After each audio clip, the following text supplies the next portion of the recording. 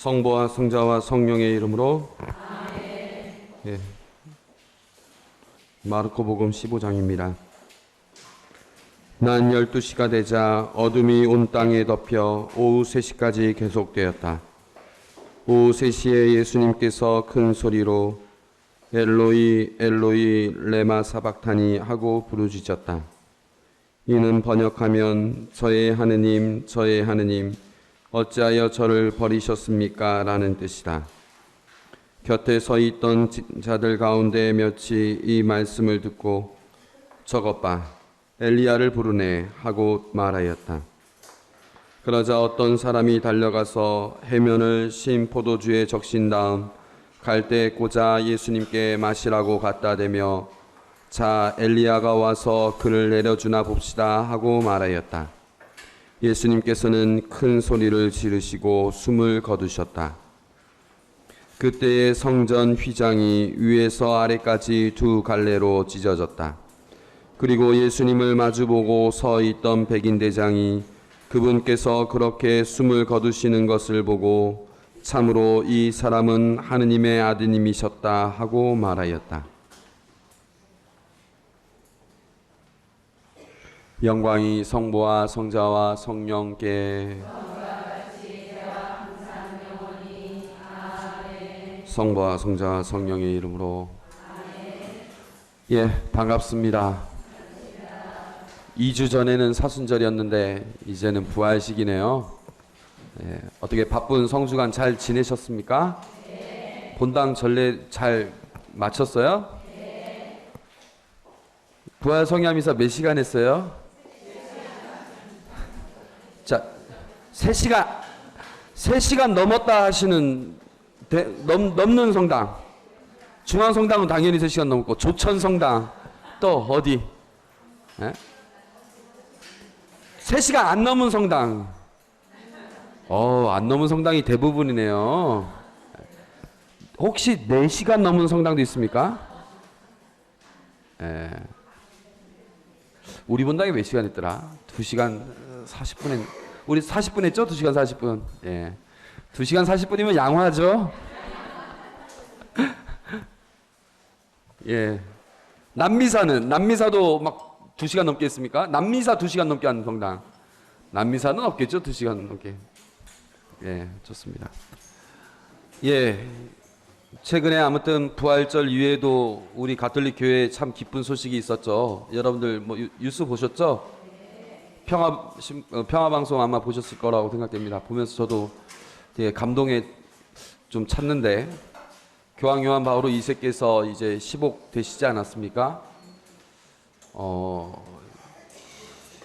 여러분들 중에서 어떤 분들은 모르겠지만 저는 그런 그 설렘을 갖고 있습니다. 뭐냐면은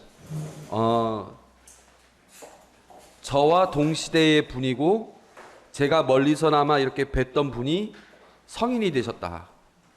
이거 얼마나 대단한 일이, 그럴 수가 있겠습니까? 이럴 가능성이라는 것은 정말 없는 일입니다.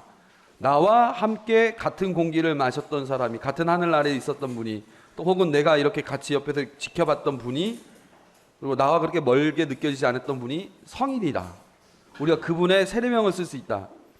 이런 생각들을 하면 너무 신기하고 정말 감격에 차고, 요한 바오로 2세는 또 우리 한국 신자들뿐만 아니라 한국 국민들한테도 정말 친근한 교황 아닙니까?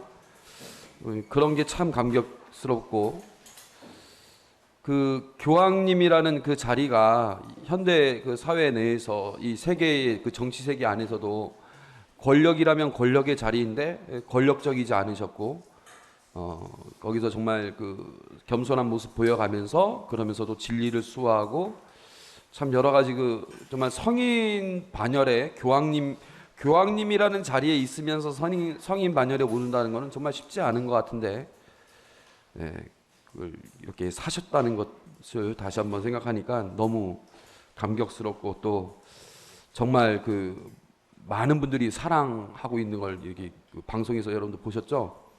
그 돌아가실 때보다도 더 많이 모였던 것 같아요.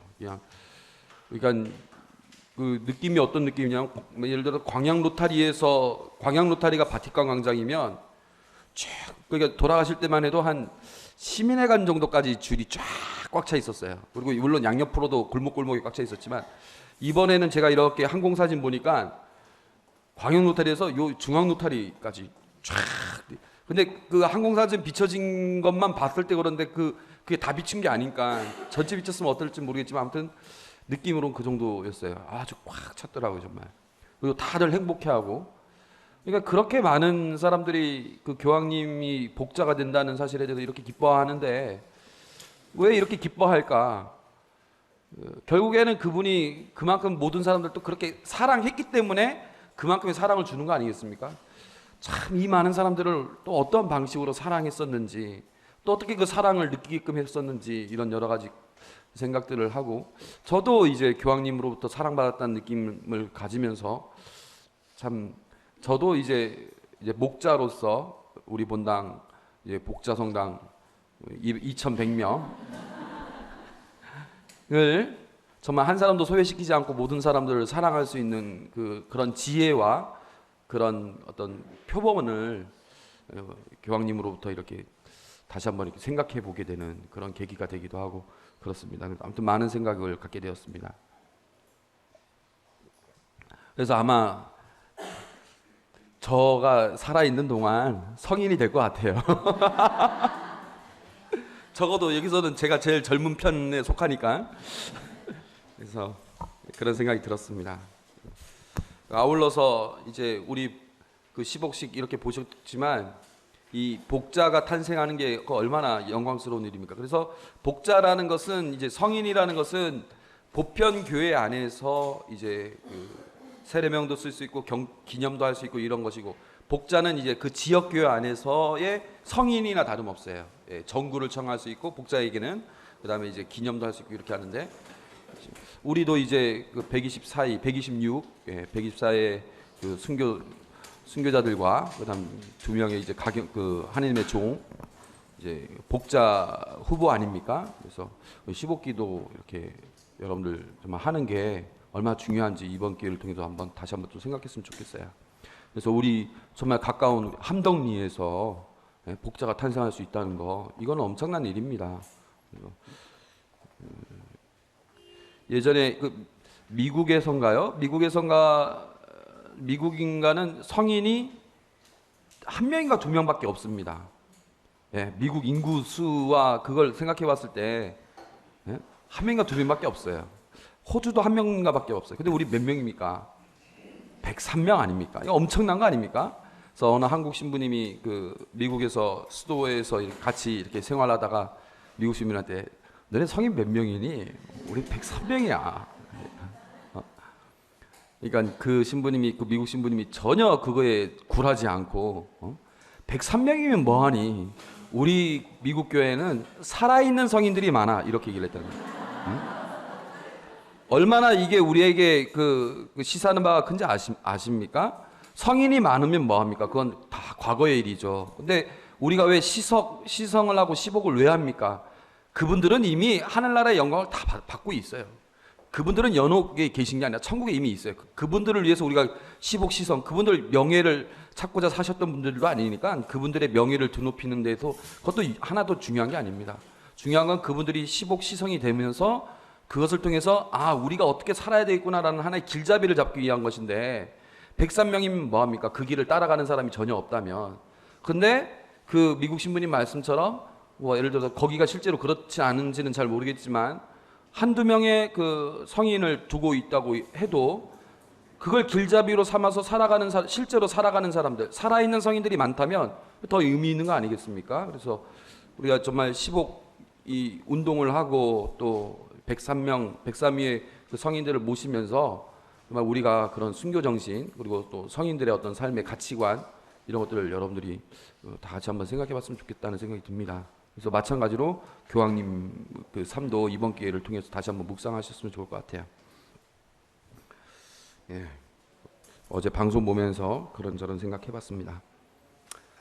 마르코복음 둘째 시간인데요. 오늘은 이제 본문을 구체적으로 봐야 되는 시간인데 마르코복음은 이제 마테오복음에 비해서 고유한 텍스트가 별로 없기 때문에 본문을 구체적으로 보는 게 상대적으로 적습니다. 근데 대신에 이제 좀 다른 방식으로 본문 이 묵상을 접근하려고 합니다.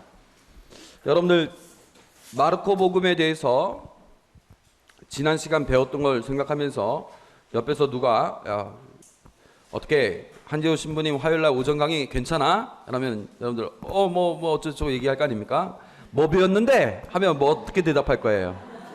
마르코 복음까지 배웠어 이러면 마르코 복음 뭐 그래서 그게 어떻다고 하면 얘기해 보세요 한번. 예? 마르코 복음 뭐 아는 대로 얘기해 보십시오. 예? 아유 가장 먼저 쓰인 복음. 예. 또 복음이라는 말을 썼다. 예, 좋습니다. 또 예. 역동적인 문장들이라는 것이죠. 예, 그만큼 서툴기도 하면서 역동적인 문장. 현재형 서술도 많이 쓰고 즉시 곧바로라는 단어도 많이 썼다고 했죠. 또 예? 단순하고 소박한 문체이다. 예, 그래서 글 자체가 세련되지 못했다고 얘기했어요. 또 예? 샘족의 표현들이 있다. 뭐 그런 표현도 얘기도 했었죠. 또 예, 아주 잘 읽으셨습니다. 신학적인 해설을 직접적으로보다는 구성력을 통해서 전달했다는 얘기도. 또 다른 건 몰라도 어떤 사람이 어떤 사람에게 썼고 언제 썼는지는 여러분들이 아셨으면 좋겠어요. 어떤 사람이 어떤 사람한테 썼어요? 예, 유다인이 이방인에게 썼죠. 예, 물론 둘 다 그리스도인인데 유다계 그리스도인이 이방계 그리스도인에게 쓴 것이고 그다음에 언제 쓰였다고 그랬죠? 70년 전후라고 그랬죠. 뭐 학자들은 65에서 70 혹은 70년 전후라고 하는데 아주 중요한 건 70이라는 숫자입니다. 그럼 70이라는 숫자가 왜 중요하다고 그랬죠? 예, 그때 예루살렘 성전이 파괴가 됐죠. 누구에게 의해서 파괴가 됐죠? 로마 군인에 있어서 파괴가 됐다는 거. 예, 그 정도만 여러분들이 일단 아시면 좋겠습니다. 그 다음에 제가 이제 구조에 대해서 설명을 했었는데요. 그래서 지리적인 기준으로 봤을 때 갈릴레아에서 활동, 갈릴레아와 이방인 지역에서의 활동, 그 다음에 예루살렘으로의 여정, 예루살렘에서의 순환과 죽음, 이렇게 얘기를 할 수 있다고 그랬습니다. 마테오 복음에서는 어떻게 지리가 구분이 됐죠? 갈릴레아 지방, 그 다음에 유다와 예루살렘 끝이었습니다. 이방인 지역이 따로 없었습니다. 근데 여기는 이방인 지역이 첨가가 됐죠. 예. 그 다음에 예루살렘으로의 여정이라는 게 따로 없었는데 여기 예루살렘으로의 여정이 따로 있습니다. 그런 차이가 있습니다. 공통점은 뭐냐면은 갈릴레아에 있다가 예루살렘으로 이렇게 한 번 간 것으로 되어 있다는 거. 공생활 내내 그걸 공통적으로 볼 수 있어요. 그 다음에 지리적 기준 말고 제가 정체성의 기준을 통해서 이제 또 얘기를 했습니다. 그래서 1부는 1장에서 8장, 그 다음에 2부는 9장에서 15장이라고 했는데 이 1부와 2부의 기점이 되는 게 누구의 무엇입니까? 정답 다 말해줬다 진짜. 예? 베드로의 고백. 예, 베드로의 고백. 베드로의 고백은 점수로 친다면 몇 점짜리로 할 수 있을까요? 70점? 100점은 아니에요. 뭐 90점, 뭐 95점, 뭐 그냥 좋게 봐서 98점, 항상 2%가 부족한 거죠. 예, 근데 그 2%가 정말 중요한 거죠. 그래서 그 나머지 2%를 2부에서 잘 보여줍니다. 그래서 2부에서의 정점은 어떤 부분이라고 했어요? 하나님의 아드님으로 계시된 게 언제라고 그랬죠? 예, 백인대장의 고백이라고 그랬죠. 어느 순간이었냐면 예수님께서 돌아가실 때. 예. 오늘은 이 마르코의 전체 주제 이걸 가지고 전체적으로 다시 보도록 하겠습니다. 여러분들 그 사람을 이해할 때도요. 예를 들어서 사람을 이해할 때도 저의 복장이라든가 저의 말투라든가 제가 평소에 하는 행동이라든가 이런 것들을 이해할 때 제가 사제라는 사실을 모르고 하나하나 이해하는 거하고 제가 사제라는 사실을 알고 하나하나 이해하는 거는 차이가 크지 않겠습니까? 저 한지호 루카라는 사람은 신부님이야. 천주교 신부야. 그러기 때문에 저런 말들이 저렇게 말을 하고 저렇게 옷을 입고 저렇게 행동을 하고 저런 사고방식을 갖고 있구나. 이런 것들이 전반적으로 이해가 되고 그걸 이해하는 데 훨씬 도움이 되죠. 하나의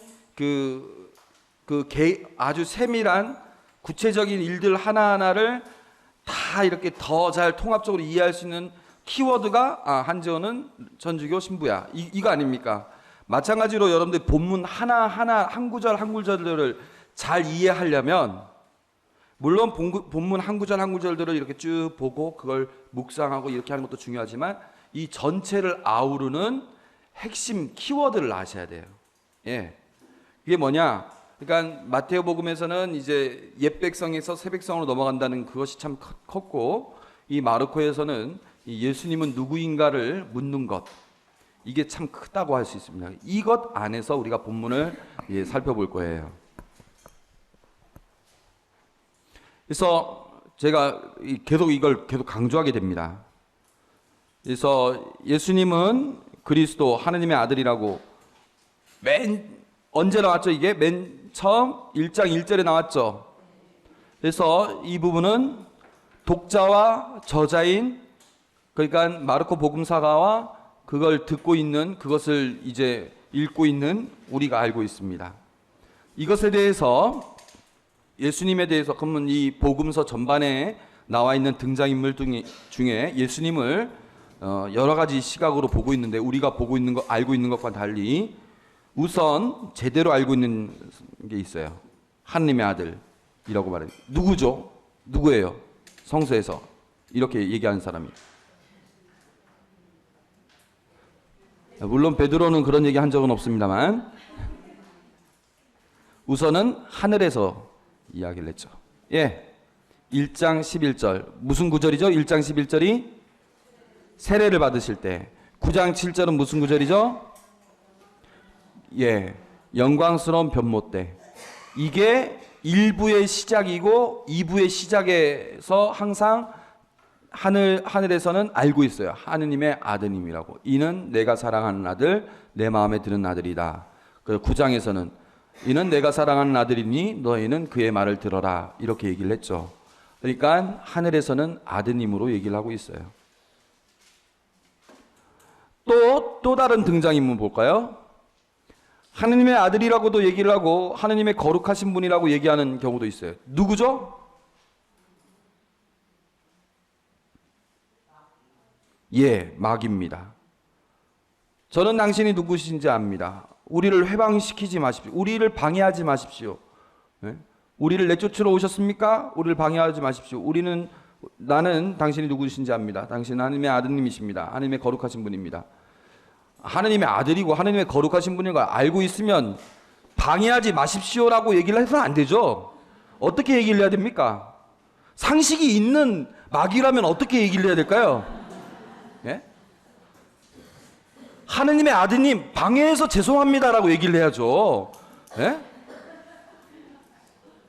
자기네가 방해해놓고선 왜 방해하지 말라고 그럽니까? 그러면서 입으로는 하느님의 아드님이라고? 예? 하느님의 아드님인데 이건 신앙 고백이 아니라 뭡니까? 적대적인 표현이에요. 예, 이건 신앙 고백이 아닙니다. 그냥 알고 있는 것만으로는 충분하지 않은 거죠. 예? 상식이 없는 마귀입니다. 마귀라는 게 원래 상식이 없어요. 그래서 방해해서 죄송합니다 이렇게 아이고 주님 방해해서 죄송합니다. 저희는 당신이 누구신지 압니다. 이렇게 얘기를 해야 되는데 예? 그러니까요.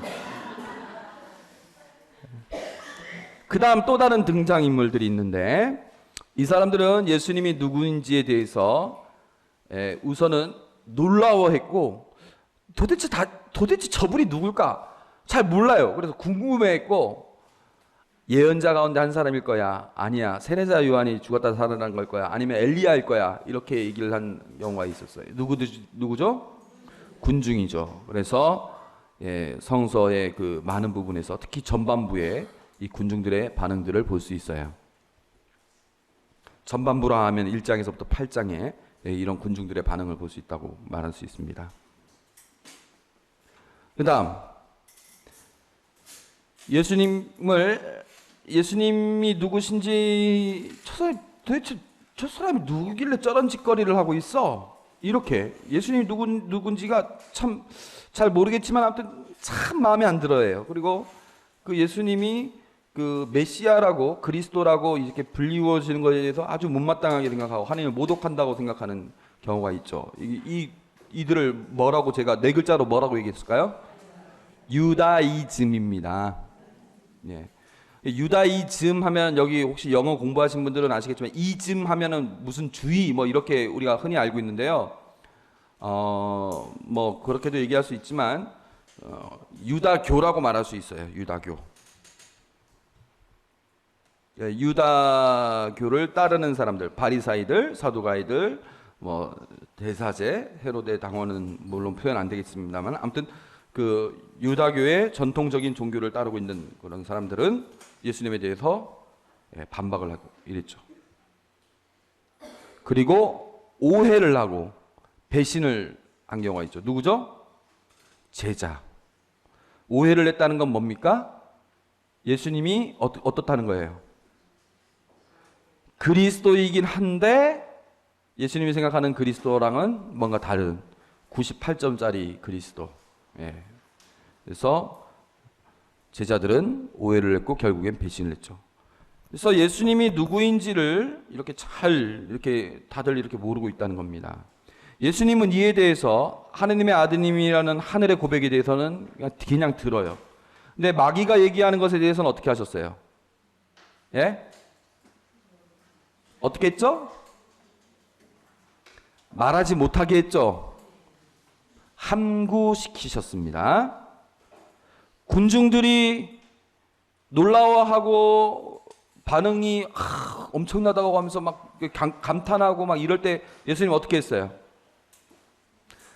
당신이 하신 일들에 대해서 말하지 말라고 했고, 베드로가 스승님은 하나님의 아드님인 그리스도이십니다라고 얘기했을 때 뭐라고 했어요? 예수님은 이것을 뭐라고 했죠? 다른 사람에게 말하지 말라고 했어요.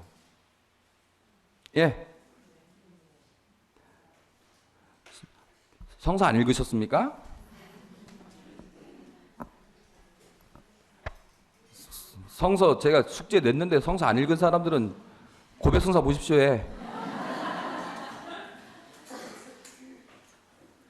제자들은 오해를 했고 물론 제대로 알고 있는 부분도 있었지만 제대로 알지 못하는 부분, 그런 오해를 했던 그런 제자들에 대해서는 예수님이 말하지 말라고 했고 또 제대로 알지 못한 이 부분에 대해서 뭐라고 했습니까? 사탄아 물러가라. 너는 하나님의 일은 생각하지 않고 사람의 일만 생각하는구나. 이렇게 얘기를 했죠.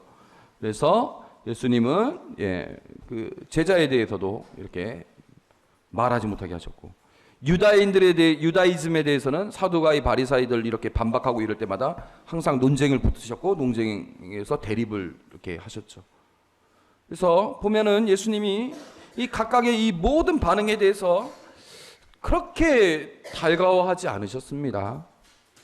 그러니까 정답은 이 안에는 없다는 거예요. 정답은 이 안에는 없고 이 하늘에서는 알고 있어요. 우리도 알고 있어요. 이 정답은 여기에 없어요. 자, 그러면 이제 이것에 대해서 자세히 이제 보도록 하겠습니다. 함구령과 메시아 비밀사상. 마르코복음 하면 나오는 그 학자들의 용어가 이겁니다. 함구령과 메시아 비밀사상이 있다. 이렇게 얘기를 해요. 어떤 건지 알겠죠? 아까 제가 그렸던 도표가 함구시켰다는 거죠. 예? 그리고 메시아인 것을 잘 드러내려고 안 해요, 예수님이. 그렇죠? 그래서 마귀들에게도 말하지 말라고 하고 군중들에게도 기적의 사실을 말하지 못하게 하고 제자들에게도 말하지 말라고 하고, 또 중요한 건 또 예수님은 또 당신 스스로를 메시아라고 또 부르시지도 않아요. 예? 당신은 그리스도이십니다. 이런 말도 말하기도 싫어하고 듣기도 싫어하죠. 그런데 14장 59절에서 64절을 보면 꼭 그런 것만은 아니었어요. 한번 찾아보세요, 여러분들도.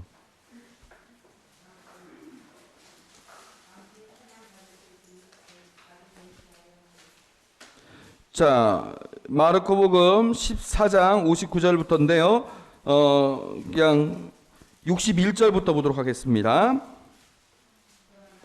예수님께서는 입을 다무신 채 아무 대답도 하지 않으셨다.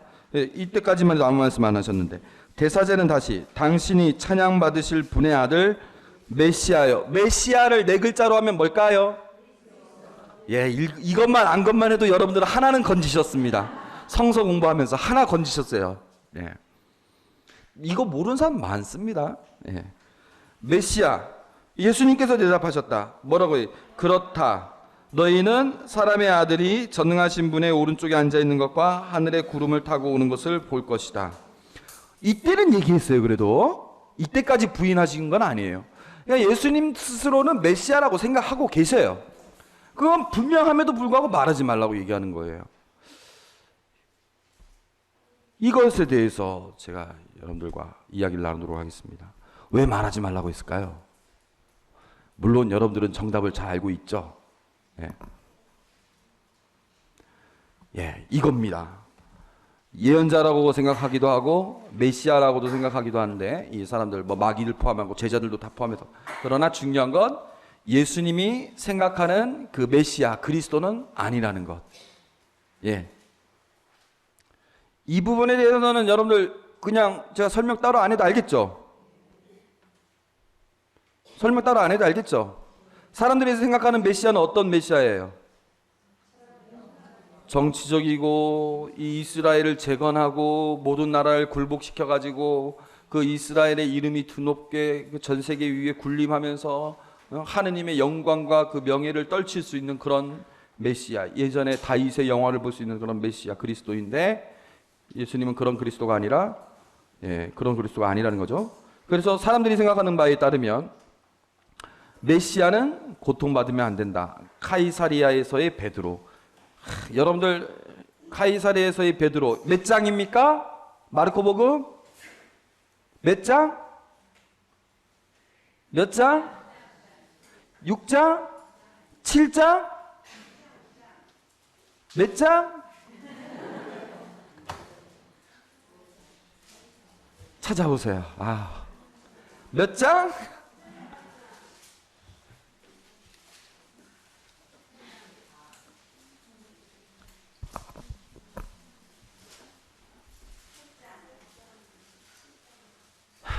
몇 장? 8장. 제가 뭐라고 했습니까? 1부하고 2부. 1부 몇 장부터 몇 장까지라고 했습니까? 1장에서 2부는 9장에서 15장. 그러면 1부와 2부의 그 기점이 뭐라고 했어요? 베드로의 고백. 근데 베드로가 고백했는데 고백이 맞았어요? 틀렸어요? 맞았는데 몇 점이라고 그랬습니까? 98점. 그 부족한 2%가 몇 장에 나오겠습니까? 8장 29절에 나오지 않습니까?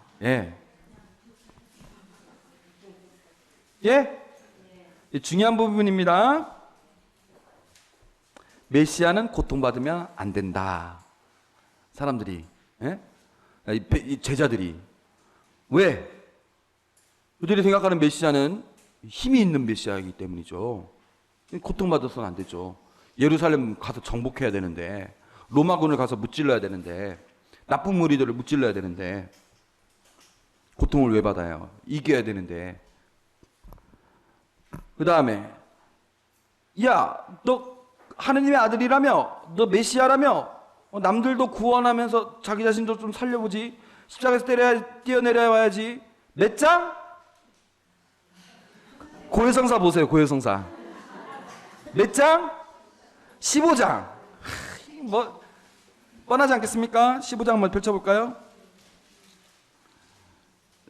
자,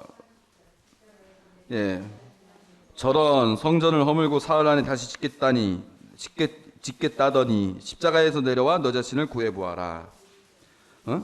너가 구세주라며 너 스스로도 구해내지 못하는데 누구를 구해내겠다는 얘기냐, 이런 얘기죠. 다른 이들은 구원하면서 자신은 구원하지 못하는군. 이스라엘의 임금 메시아는 지금 십자가에서 내려와 보시지. 십자가에서 내려오라고 사람들이 얘기를 합니다.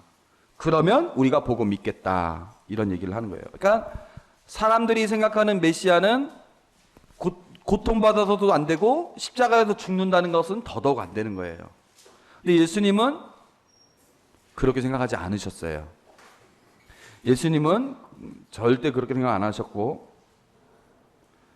밑에 글을 다 함께 읽어보시기 바랍니다. 시작.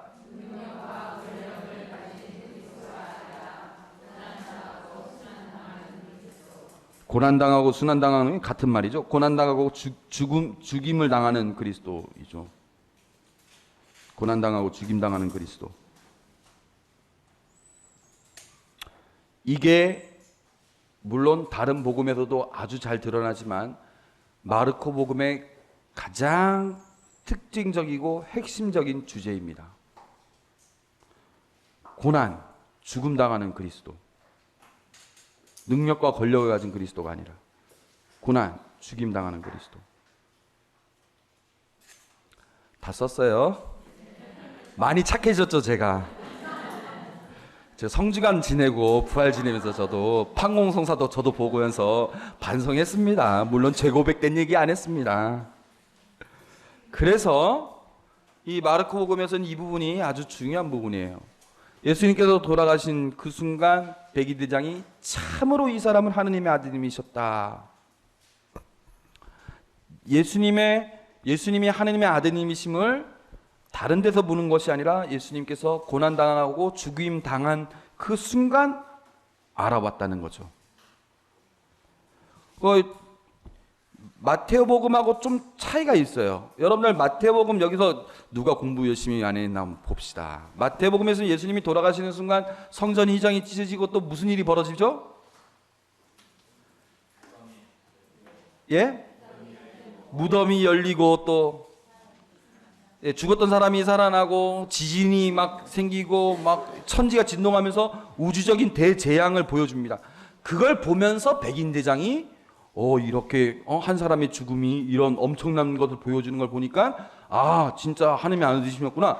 그때는 그걸 보면서 알았어요. 근데 여기 지금 마르코 복음에서는 그런 게 안 나왔어요. 그런 건 다 생략되고 그냥 죽음 자체만 보면서, 고통당하는 모습 자체만 보면서도 진정한 하느님의 아드님이셨구나, 이렇게 알고 있어요. 그러면 여기도 질문이 들어갑니다.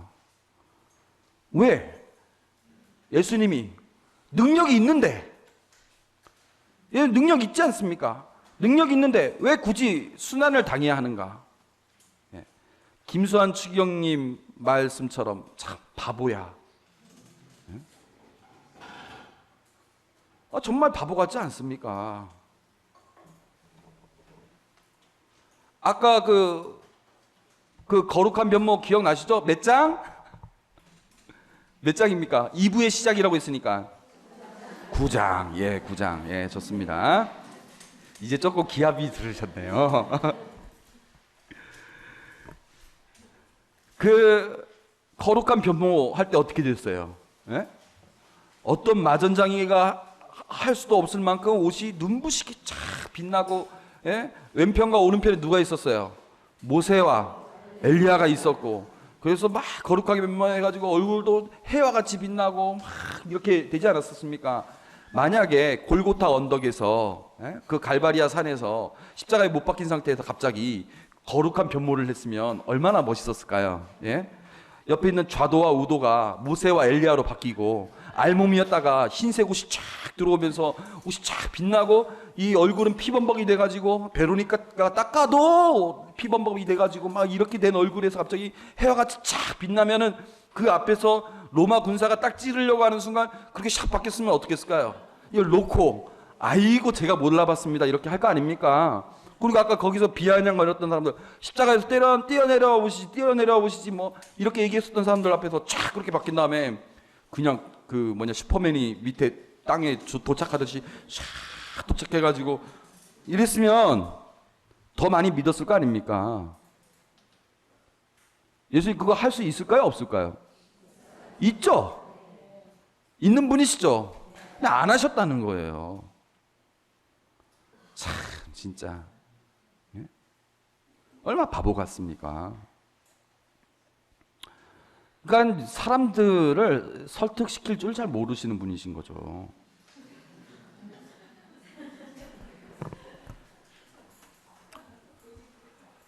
이 부분을 여러분들이 잘 아셔야만이 예수님의 심정을, 그 마르코 복음에 드러난 예수님의 심정을 깨달을 수 있어요.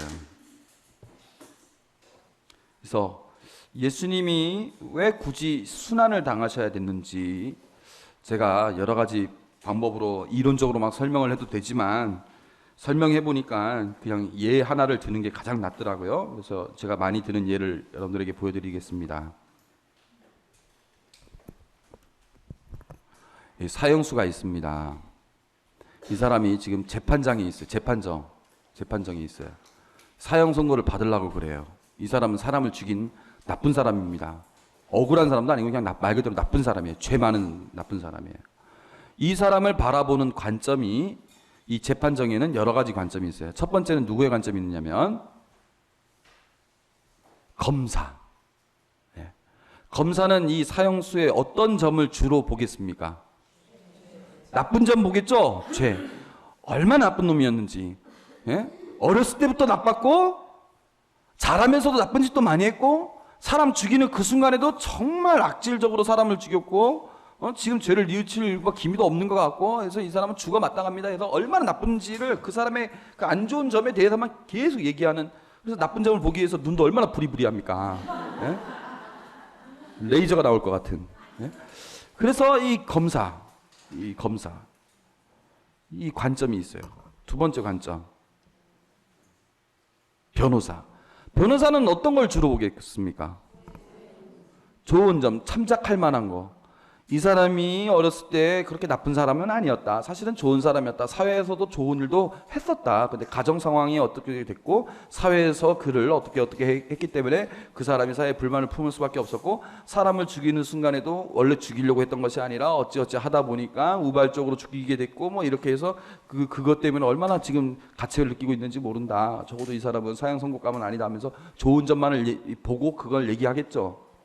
이 사람이 만약에 소송 비용을 받지 않았다면 그런 얘기를 할까요? 네? 그런 얘기 안 하겠죠. 변호사라는 직업상 그 자기가 그 소송 비용을 그 변호사 청구 비용입니까? 그걸 받았기 때문에 하는 거 아닙니까? 속으로는 어떻게 생각하는지 모르죠. 자기 스스로도 저 사람은 죽어 마땅하다 뭐하다 이렇게 생각할 수도 있지만 그거와 상관없이 일단 말하는 거라든가 강조하는 관점은 좋은 점만 얘기할 겁니다. 그 다음에 또 누가 있겠습니까? 판사가 있겠죠?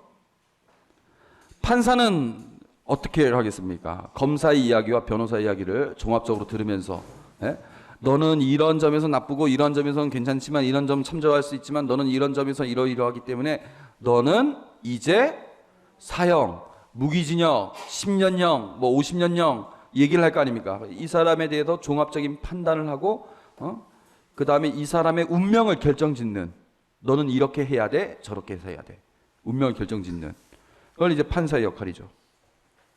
그 다음 또 누가 있냐면은 청중들이 있어요. 청중들은 어떻게 하겠습니까? 주로 말할 수 있는 건 호기심. 야 어떻게 될 건가? 기자들도 저 사람 어떻게 될까? 호기심. 또 무관심.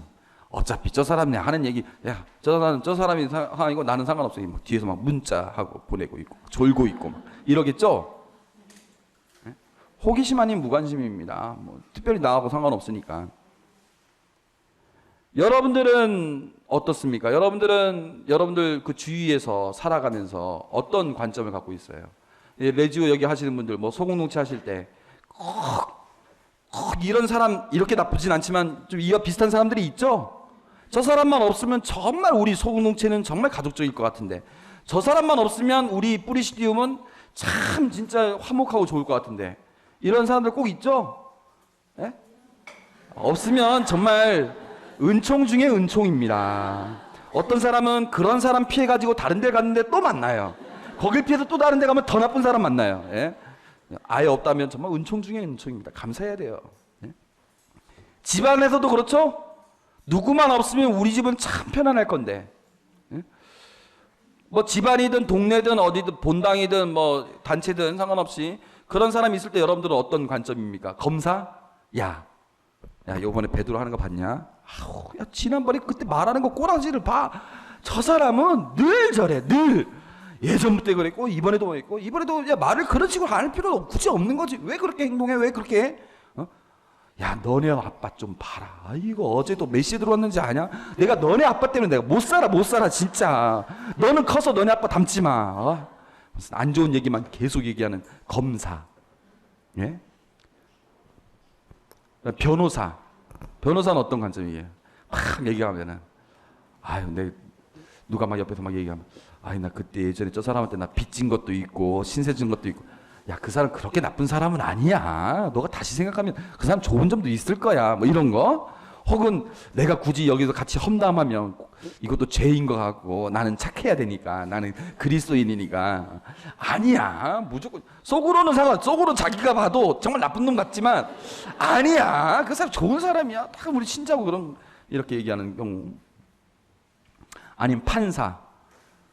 어떤 사람 딱 이런 사람이 딱 있으면 야 그 사람 있잖아. 이런 부분에서는 참 본받을 수 있을지 몰라도 이거는 그 사람이 이래서는 안 되지. 그 사람 살아가려면 앞으로 이런 식으로 살아가야 돼. 저렇게 살아가야지. 저렇게 살아가야 돼. 그렇게 안 하면 그 사람은 자격이 없는 거야. 이렇게. 응? 아예 그 사람이 살아가야 될 방식을 딱 결정지어주는 판사. 아니면 청중. 어떻습니까? 청중들은. 야 우리 본당에서 이번에 저기 그 세실리아 자매가 말이야 막 미꾸라지처럼 그냥 막 완전 막 진흙탕 만들어 버렸는데 야 괜히 끼지 마. 저 사람에 대해서 얘기하지 마. 가만히 있어. 제3자 괜히 끼면 머리 아파. 야 신경 꺼.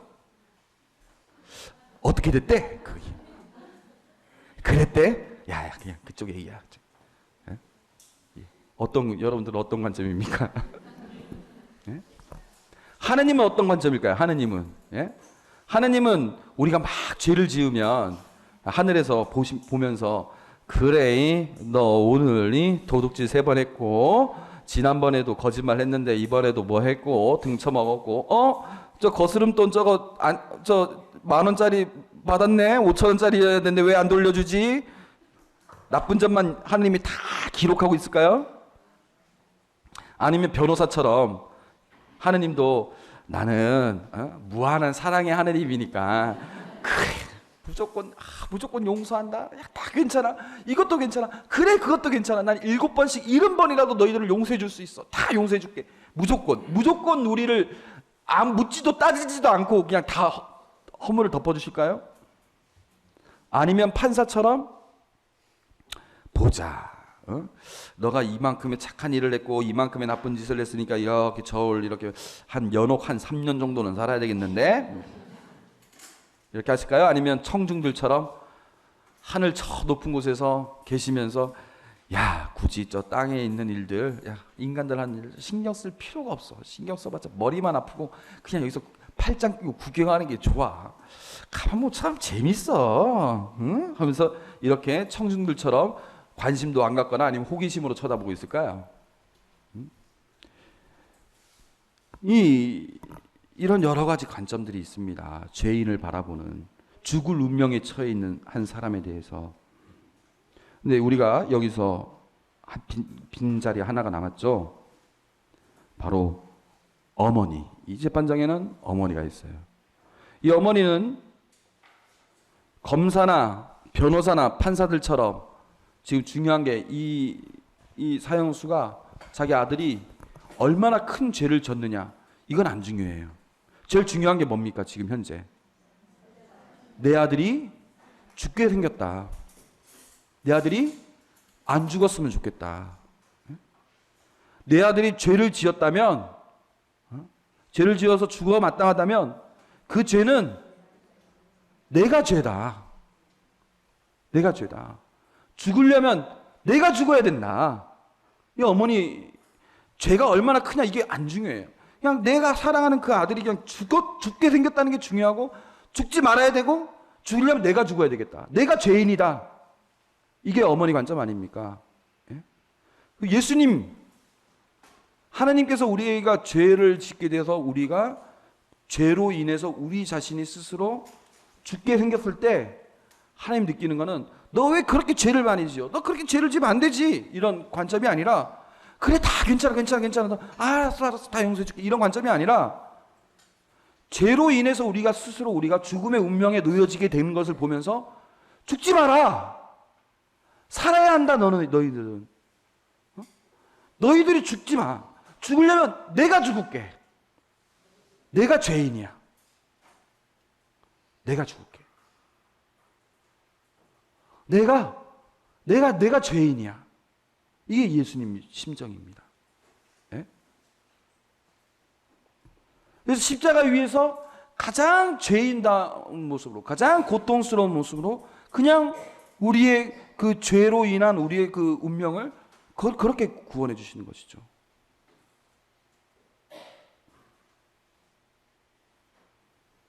그래서 예수님께서 그렇게 우리를 사랑하셨기 때문에, 말 그대로 우리 진짜 진부한 표현이죠. 우리를 사랑하셨기 때문에 십자가에 못 박혀 돌아가셨다. 늘 항상 하는 표현입니다. 근데 그 말이 정말 그렇다는 겁니다. 그래서 예수님께서는 십자가를 포기하실 수도 있고, 십자가를 버리실 수도 있고, 그렇게 안 하셔도 당신을 믿게끔 하실 수 있겠지만 그렇게 안 하셔요. 우리의 운명 그대로를 따라가십니다. 우리의 운명 그대로를 따라가시면서 우리를 살리시길 원하시는 것이죠.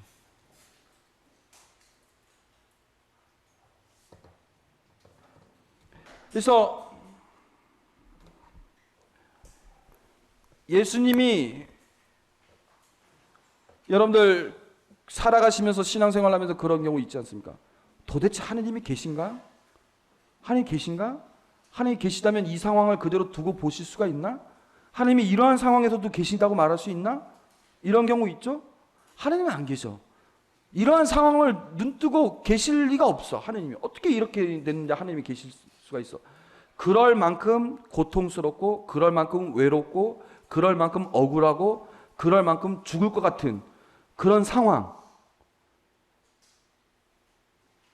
그런 상황에 예수님은 어떻게 우리에게 얘기를 해주시느냐? 하느님이 도저히 계시지 않을 만한 그러한 곳에 하느님은 계시다. 하느님은 어떻게 계시는가? 하느님은 바로 그러한 상황에서 똑같이 우리와 같은 마음으로 계신다. 왜? 예수님을 보십시오. 예수님이 똑같이 딱 그런 상황에 있었어요. 나의 하느님, 나의 하느님, 어찌하여 나를 버리셨나이까? 예수님마저도 하느님을 느낄 수 없을 만큼 고통스러웠고, 외로웠고, 버림받았고, 억울했고, 그랬던 그 십자가, 그러한 곳에 예수님이 계셨다는 거죠. 그러니까 여러분들이 그 처해 있는 모든 상황 중에 가장 하느님이 보이지 않을 만한 그런 상황, 도저히 하나님의 사랑을 느낄 수 없는 그러한 상황에 예수님이 들어가신 거예요. 하나님 자신이. 그러면서 나 너와 함께 있다. 나를 느끼지 못하는 그곳까지도 내가 함께 있겠다. 하느님이 우리를 끝까지 사랑하지 않으셨다면 거기까지 가실 필요가 없겠죠. 근데 끝까지 사랑하시기 때문에 우리의 그 위치까지 가시는 겁니다. 그래서 예를 들어서 아까 그 십자가상에서 예수님이 변모를 하셨다. 거룩하게 변모를 하셨다. 사람들 다 믿었겠죠. 믿긴 다 믿었을 겁니다. 근데 그 믿음이 오래 갈까요? 오래 가지 못한다는 것입니다. 능력 있는 하느님, 기적을 줄 아는 하느님, 권력 있는 하느님, 능력이 있을 때만 믿겠죠. 능력 있는 사람들을 쫓겠죠. 사람들의 고통을 이해할 수 없겠죠. 사람들의 죄에 대해서 품을 줄 모르겠죠. 누군가를 진정으로 사랑한다든가 이런 것들에 대해서 생각을 못 하겠죠. 하나님이 우리에게 은혜를 주시면 그때는 하느님이고, 우리에게 은혜를 주시지 않으면 그때는 하느님이 아니겠죠. 그런 믿음은.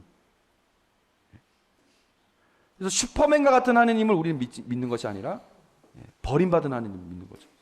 그래서 세상 모든 종교 중에 사람의 죽음을, 사람의 죽음을 사람의 시체를 매단 경우는 우리 천주교밖에 없어요.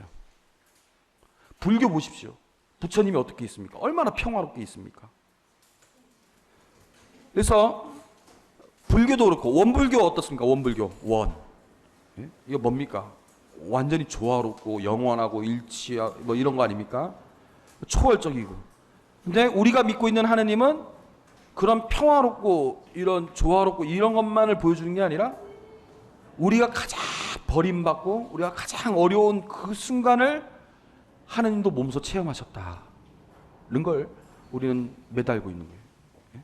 그리고 그 앞에서 우리가 하느님이라고 우리의 주님이라고 이러시니까 우리의 주님이라고 고백하는 거예요. 그러니까 백인대장의 고백이 우리의 고백인 것이죠. 이러시니까 우리의 주님입니다. 예? 뭡니까? 보라 십자나무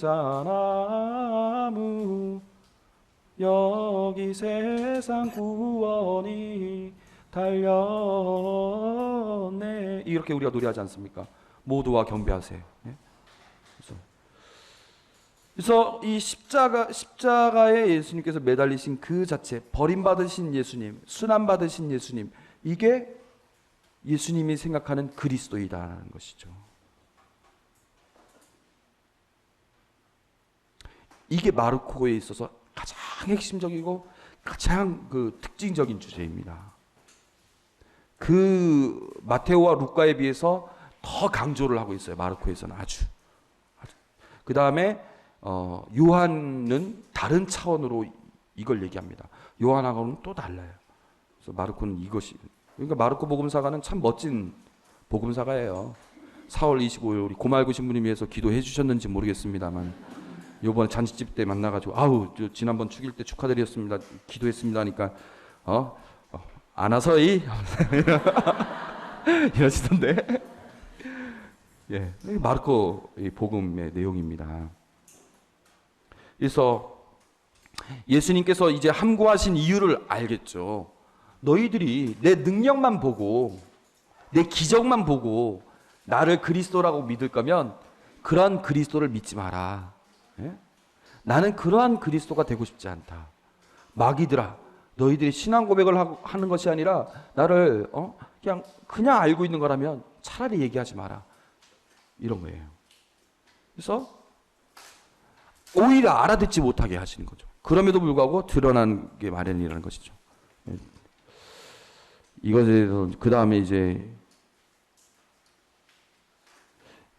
이것만 얘기하고 원래 자 밑에 성서 구절을 한번 읽어보도록 하겠습니다. 자 시작.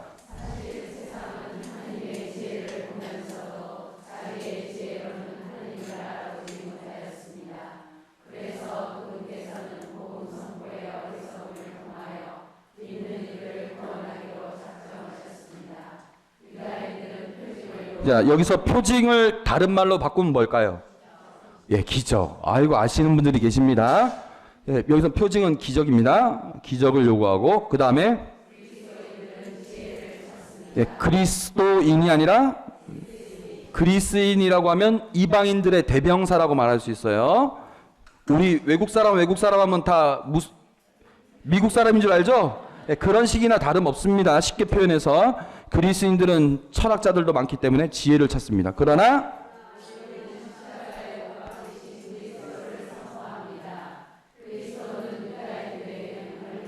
유다인들에게 걸림돌인 이유는 뭐냐면은 예수님이 표징을 막 하고 하는데 그렇게 표징을 다 보여주고 기적을 다 보여주지만 예수님의 행동이나 이런 것들은 다 하느님을 모독하는 것 같거든요. 그러니까 내가 하느님을 믿는데 자꾸 걸림돌이 되는 거예요. 걸려 넘어져요. 유다이즘들을 보면 자꾸 예수님이 걸려 넘어지고. 그 다음에 다른 민족에게는 어리석음. 왜냐하면 아까 제가 얘기했지만 제가 아까 뭐라고 했어요? 예수님 참 김수환 추경님 말처럼 바보다. 그런 능력들이 있는데 왜 그걸 보여주지 않지? 얼마나 어리석었습니까? 지혜롭지 못한 것이죠. 그렇지만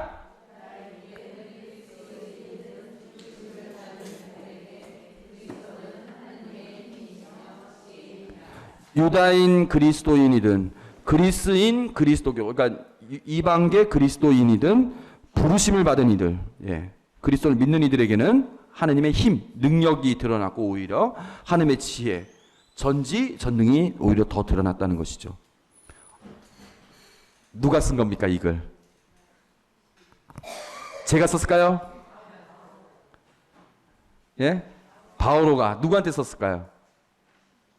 눈치 빠른 사람들은 벌써 봤는데. 고린토일서. 예.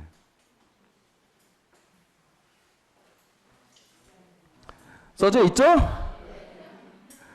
아유, 참. 제 함정에 빠지셨습니다. 그래서 마르코 복음사가가 로마에서 쓰여졌다고 했고, 아무튼 해외에서 쓰여졌는데, 그때 당시 예루살렘 성전이 무너지고 나서 예수님 믿는 사람들은 왜 이런 일이 벌어졌을까 생각하고, 그 다음에 그 로마 그 제국 전체에서 예수님이 도대체 무슨 의미가 있을까? 예? 지금 이 세계는 로마 황제가 떵떵거리면서 예루살렘 성전까지 무너뜨리고 있는 이런 마당에 우리가 믿고 있는 예수님은 도대체 어떤 의미가 있는 것이냐? 세상의 중심이 지금 로마에 있고 로마 황제에게 그 세상의 모든 힘이 다 있고 그런 것 같은데 예수님 도대체 뭐냐? 이랬을 때 예수님이야말로 진정한 그리스도라는 것을 보여주기 위해서 이 마르코 복음사가는 버림받으신 예수님을 강조하고 있습니다. 오히려 그런 무능함, 패배가 진정한 승리라는 것을 알려주고 있는 것이죠.